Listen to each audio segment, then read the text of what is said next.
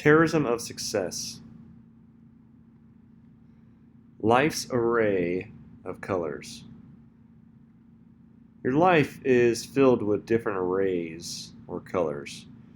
Some of these colors you may not like, and some you really love. We think somehow that we can choose the colors we want and avoid or suppress the ones that we don't.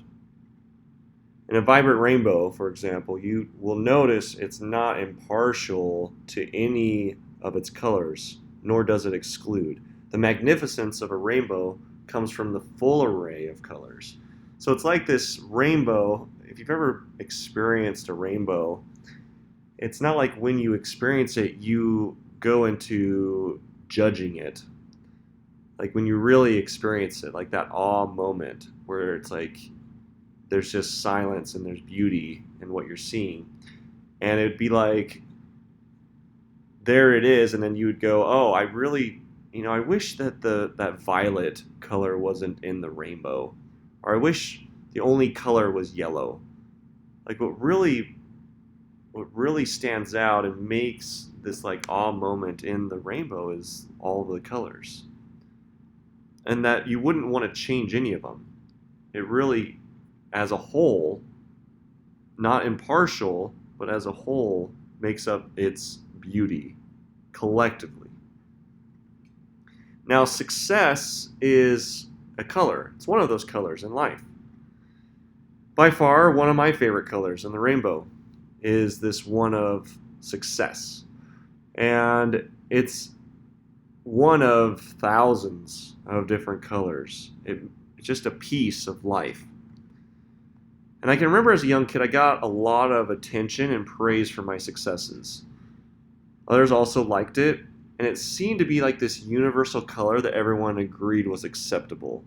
It was like this color in the rainbow that we gave praise for, I gave praise for, even with my children, it's like when there's this behavior, I celebrate it, I don't condemn it, I commend it.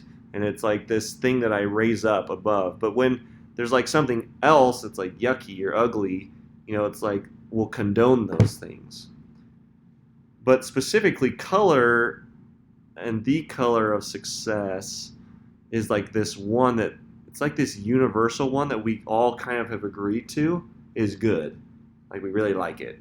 And we measure success in varying forms. Like there's all these scales of success. Like think of the word success in education or school.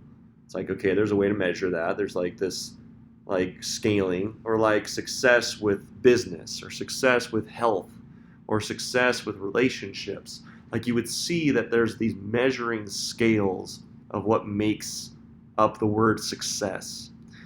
And you can see how there are higher and lower levels of this idea, the idea of success. And life is like the rainbow, but it's like the one you don't see. We're not walking rainbows where you can see everything and every part of who you are. It's more like light. So you start as light. Your life is like light. From a distance or the outside perspective, or maybe some people would even compare it as like a surface level, you would just call it light. But when dissected and understood, it's made up of all these many parts, all these different forms. And so like who you are isn't your name. Like it's not Matt. It's, yes, that's my name. And like it's made up of 4 letters and ways to say it, but it's not who I am. Matt is a title or an idea of who I really am. And when you really dissect Matt, you start to get that success, like the word success, is just one part of who I am. And that without all the other parts, all the other colors and arrays, and accepting that, like, it's not who I am. Matt isn't just success. Life is not as simple as a word or a statement. You could not just hand select all the one thing your life would be about and exclude anything you don't want. In fact, the things in life we think we can reject often keep coming back. You've heard this idea of like the things you resist persist. like the things that we reject or avoid or keep resisting in our life, this color in our life that we don't like, is like the one that keeps showing up. It's the one that's like right there in front of us and it consumes us, and it's in our thoughts and our mind the most. Like you'd look in the four areas of your life, like wealth, spirituality, maybe like your health or relationships, and it'd be like the one thing around those four that like really is like the irritation of the problem that comes up the most would be like the thing worth looking at. But it's often the thing we reject the most, and that's why it's the one that we keep seeing. It's the one that keeps popping up. Is it's the one thing that, like in our rainbow, we're trying to get rid of the color. And isn't it interesting to notice that it's the one that keeps coming up? It's the theme or the word or the idea that keeps popping up in all of those four areas. Not just one, but like all four. And failure is a big one. Like I've noticed in coaching people, working in my business, working with individuals, and thousands of different people, failure is a really common denominator. It's like this one that really runs us. And it's like, I am not okay failing.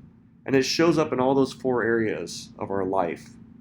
Again, in the health, the wealth, the relationships, and spirituality. Failure is this one that shows up that we often resist. Because the success part, the success piece, is the one that we have agreed on is really good, right? And like we all like it. And as a kid, we got a lot of praise, and we were domesticated around this idea that we should seek after success and we should not have failure. But failure isn't an option that you can say I am going to have it or not. Failure is a color in your life you cannot avoid. It's often a color we don't like and therefore hide from or resist. Failure is something we have all agreed on is wrong or bad. I'm not saying all. There's some of you that are really evolved in this way of thinking.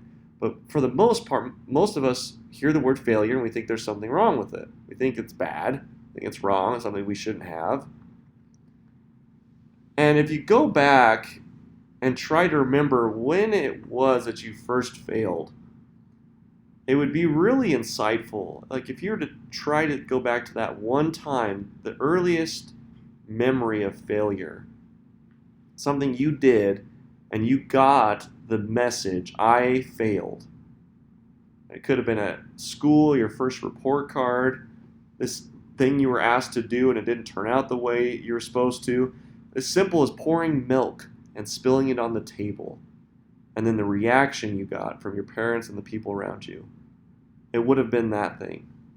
And you would have got from this thing we do in society that like failure was wrong and we avoid it and we don't like it because why? This acceptance piece we're trying to get from others. This thing that we're constantly using force. We're using this element energy-wise of force where it requires like the shoulds and the haves, these outside factors that really just don't work. What was it, or what was that all about? Like you want to look at this thing that happened, whether you spilled your milk or the grades, like who it was you actually failed. Most commonly, I've found that these stories involve failing others. It wasn't like failing yourself. And when it was about failing others, it was like really about acceptance. Like fitting in, not being, kicked out of the clan or the group, and really fitting in. And so you were trying to usually win or get something, get someone's approval or acceptance. And we often think failure is the terrorist in this story. Like failure is the reason I don't have acceptance. Failure is the reason that like things aren't working in my life, or out of those four areas of my life, the one that keeps popping up, it must be failure that's causing this thing to keep coming up, this irritation, this problem. That it's the reason we don't have success. It's failure's fault. Failure's the terrorist. Well, I hate to break it to you guys, but success in your life is the terrorist. And this is going to like really kind of blow your mind up in a way, because we would never have considered that maybe it was the thing that was so acceptable, that was like the thing that we all agreed on, that was actually the terrorist running in the background. Success can actually be a terrorist in your life if it is all you are willing to accept and have. When your focus or attention is all about success, what strategies get created to have it? You might avoid failure, playing small to ensure you always win or you're always winning. Avoid stretching and growing to ensure success. You see that, don't you? You see how we'll play small in life, because then at least I have this idea or this definition of whatever my success is. Because I have like this little success, like I win a little bit. Or I don't set goals way out there, because if I didn't hit them, that would be failure. And so I set these really mediocre and small goals that aren't worth stretching. I don't push myself or really go for it, because if I didn't get it in a time frame that maybe I set, or this area of my life that would really be worth having, if I don't do that, then I would say, well, I'm just having success because I don't set myself up for these things going big in my life. And it's really just a great strategy. It's a great strategy to avoid failure. Success is the terrorist of you experiencing failure, because you think failure is wrong. You think failure is bad. And you might get clear that what it's actually robbing you of is the very thing that you want. That's why it's a terrorist.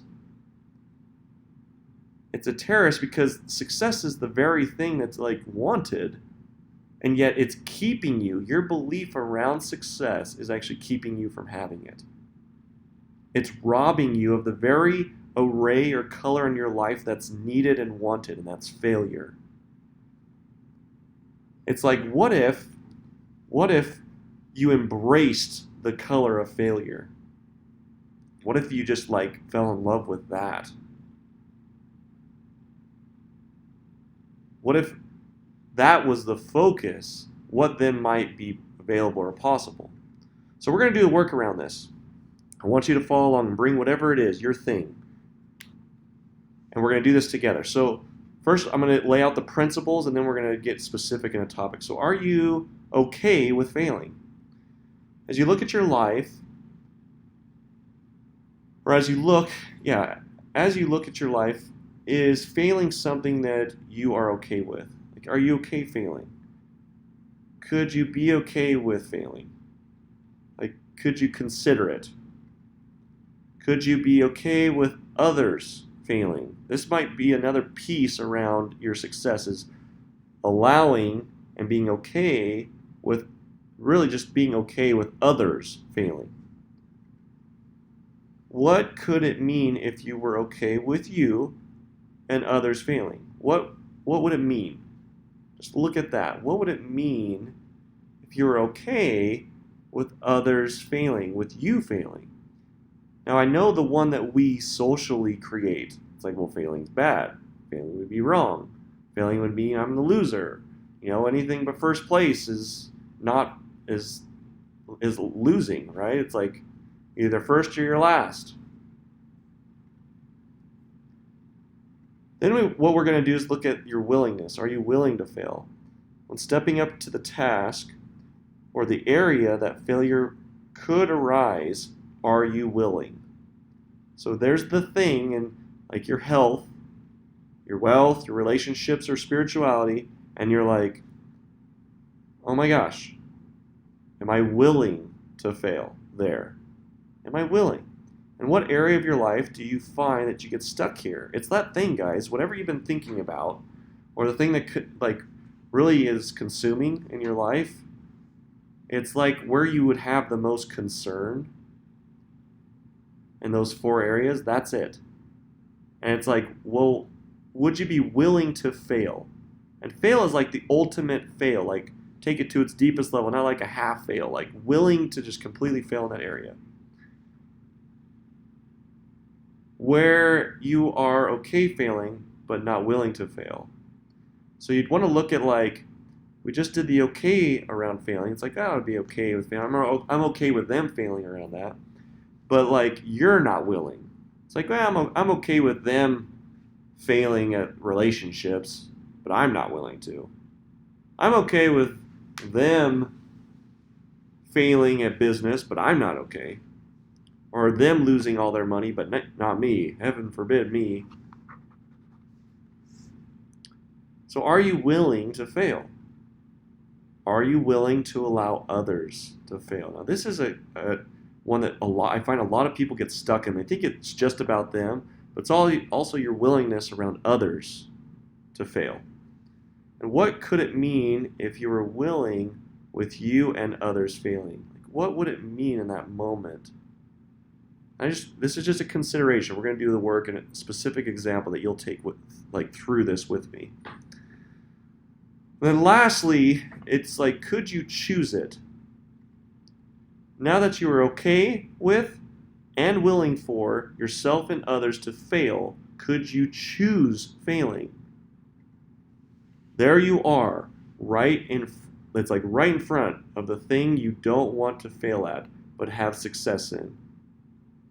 Can you choose failing? Or are you resistant to failing? It's like you're making a sales call. Or maybe you're avoiding a sales call. Because there's this thing running that like, it's a big deal.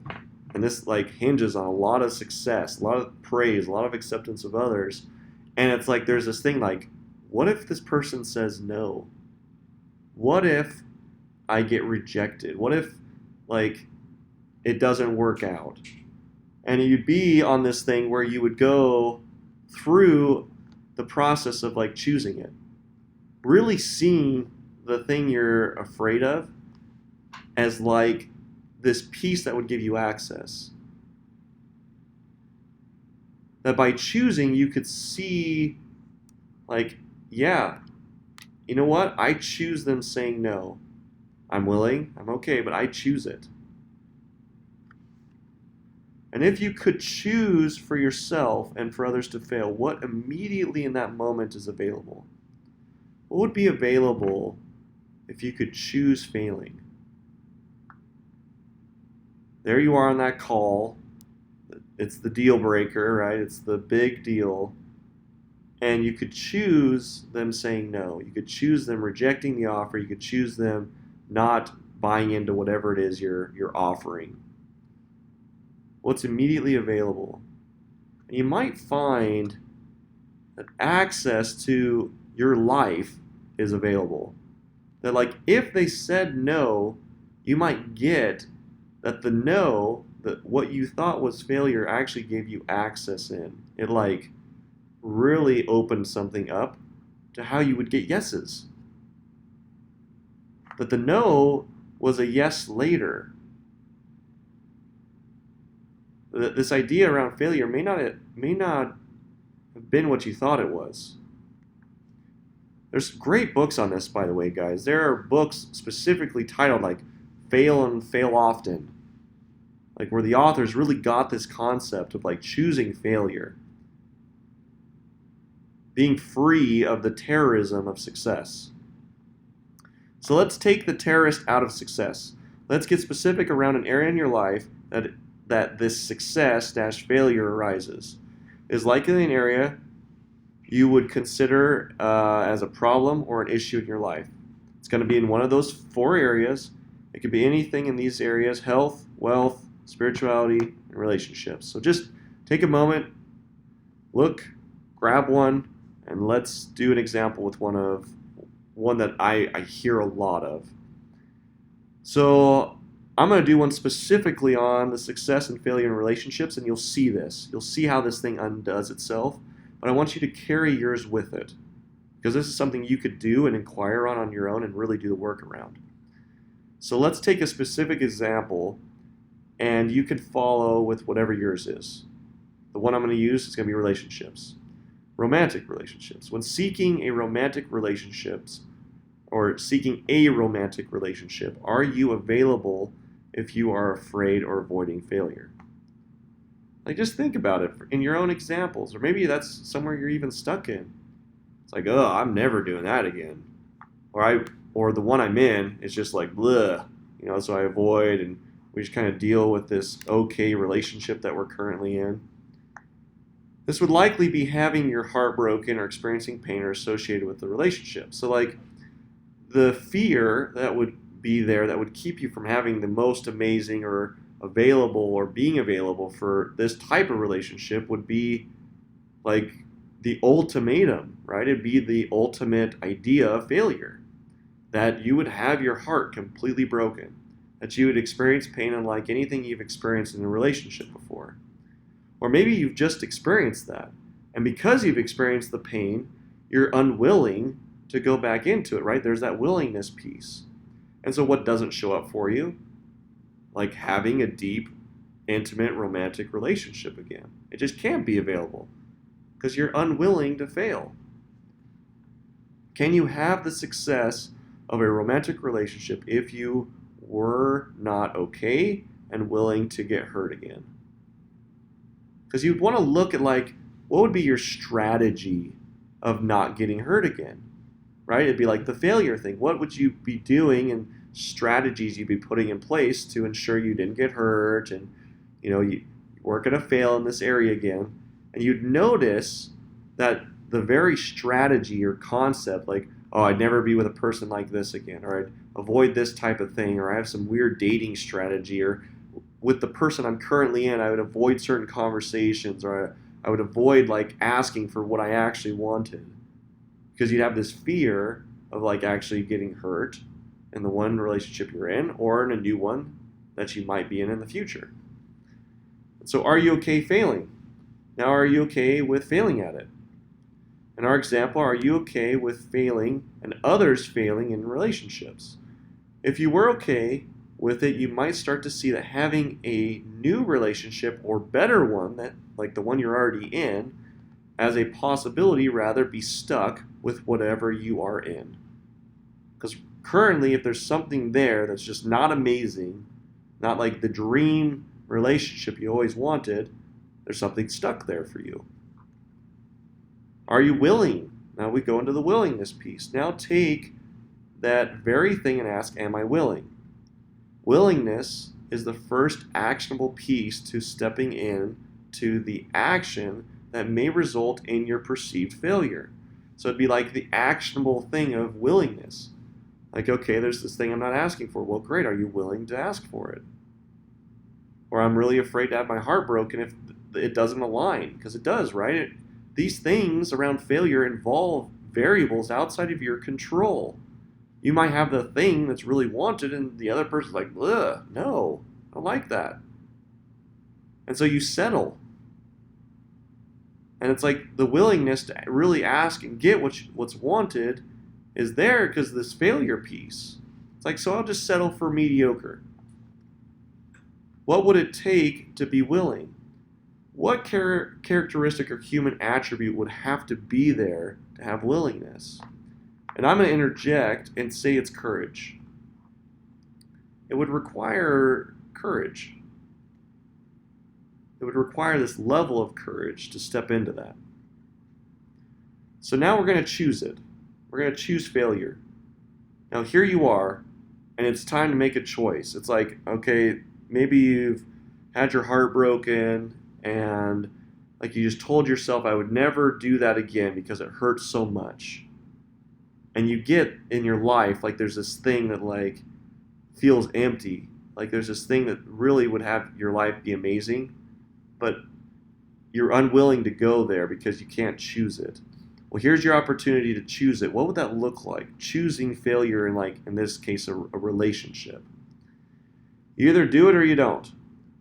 You're either going all in, and this isn't like a half and half idea. It's like, in order to have it all, you would have to risk and be willing and then choose losing it all. You'd have to be able to go into like a new, if you just got out of a bad relationship or one that didn't work, or one that just the two parties, whatever happened, and you had your heart broken, you'd have to choose that happening again. You'd have to go into the next one choosing that it is a possibility that it will happen again. You're willing, you're okay with, but you'd have to choose it. Choose it failing. And if you could choose failing, what would now become possible in your existing relationship you have now or the one you don't have because you've been resisting it? What then becomes possible when you are completely open to absolute failure or your idea of absolute failure? What then becomes possible? And from my own experience, even in this specific topic, what becomes possible is everything wanted. It actually just shows up. It just literally just somehow just shows up. That your willingness and then choosing into it creates space where it can show up where before it couldn't. And that's in your existing relationships, that's in like ones you currently don't have. And then it goes into all the other three areas, guys. This is about your wealth, how money shows up in your life. This is about your health, how you show up for yourself around your eating and your diet and your exercise. This has everything to do with your spirituality and where you get access and get highs and the lows of your spirituality. This is all part of that.